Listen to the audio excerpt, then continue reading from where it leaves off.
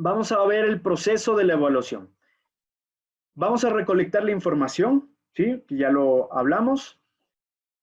Y este otro paso, el paso siguiente, es identificar los mecanismos de daño. La susceptibilidad de los mecanismos de daño y las tasas de corrosión y cuánto puede avanzar o qué tan susceptible es un equipo o un material a un cierto mecanismo de daño. Y para establecer esto, debemos separar mi proceso en lazos de corrosión. Entonces, los lazos de corrosión son pequeñas partes del proceso que mantienen o que comparten las mismas condiciones de operación, es decir, comparten el mismo fluido, comparten tal vez la misma presión, la misma temperatura, comparten las mismas características de operación.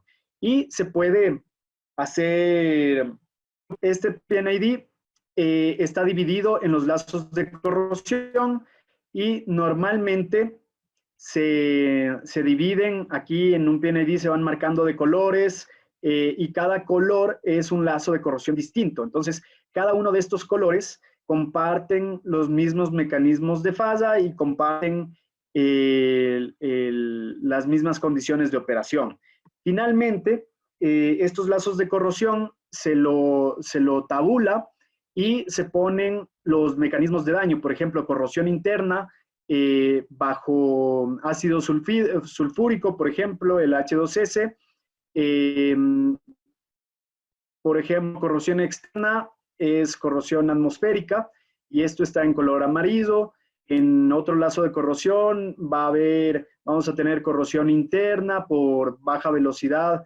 Por ejemplo, acá abajo tenemos el color cian, fragilización por altas temperaturas, fatiga térmica, corrosión por CO2, ¿sí?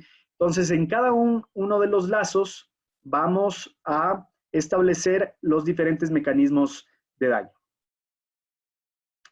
Una vez establecidos los lazos de corrosión y establecidos qué mecanismos de daño es probable que encontremos, vamos a hacer el cálculo de la probabilidad de falla para cada mecanismo de daño y para cada modo de falla, ¿sí?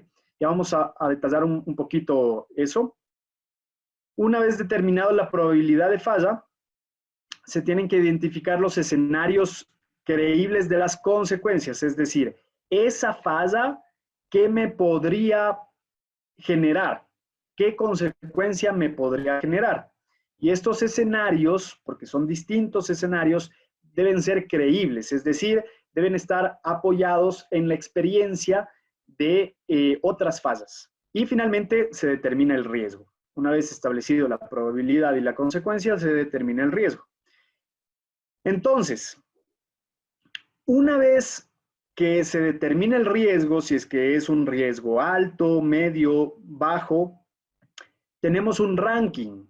Y normalmente aquí en la práctica recomendada API 581, me da un riesgo financiero y un riesgo en área. Es decir, me estima una consecuencia en dinero y me estima una consecuencia en área contaminada, ¿sí? Y de ahí, finalmente, tenemos el nivel de riesgo y el ranking. Entonces, ustedes pueden hacer el ranking de todos los equipos, ver cuáles son los equipos con más riesgo y empezar a hacer los planes de inspección enfocados a estos equipos de mayor riesgo.